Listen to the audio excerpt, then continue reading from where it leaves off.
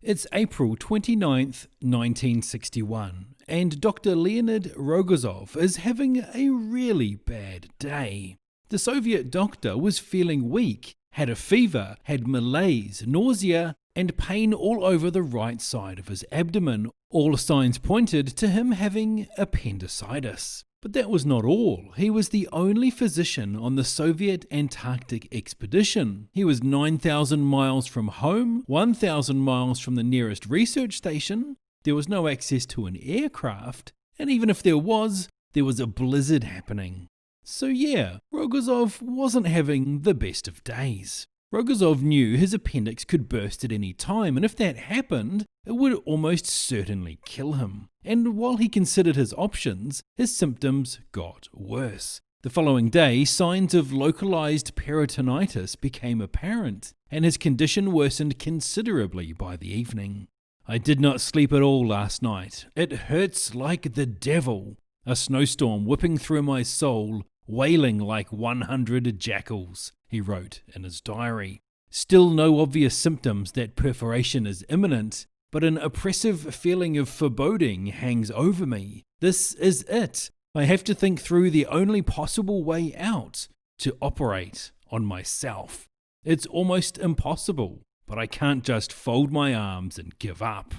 And so, at 2 a.m. on May the 1st, Rogozov set out to operate on himself. He worked out a detailed plan for how the operation would unfold, and assigned his colleagues specific roles and tasks. He nominated 2 main assistants to hand him instruments, position a lamp, and hold a mirror so that he could observe areas he couldn't directly see.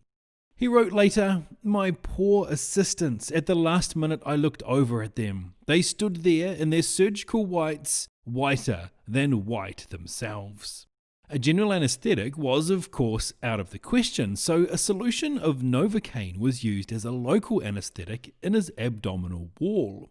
He positioned himself so that he was lying in a semi-reclining position, half turned on his left side. Everything was set and ready to go, so Rogozov made a 10 to 12 centimeter incision in his abdominal wall, but immediately hit a snag. While opening the peritoneum, the membrane that encases the abdominal organs, he accidentally cut part of his large intestine, so had to halt proceedings while he stitched it up.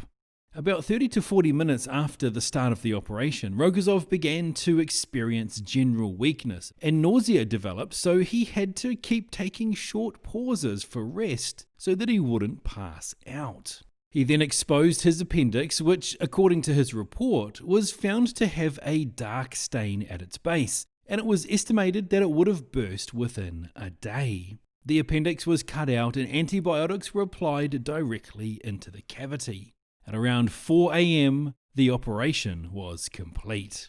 Rogozov had intended to use the mirror that was being held by one of the assistants to help him operate, but he found its inverted view too much of a hindrance, so he ended up working by touch without gloves. Just how did Rogozov manage to pull this off? He later said, "When I picked up the needle with the Novocaine and gave myself the first injection, somehow I automatically switched into operating mode, and from that point on, I didn't notice anything else."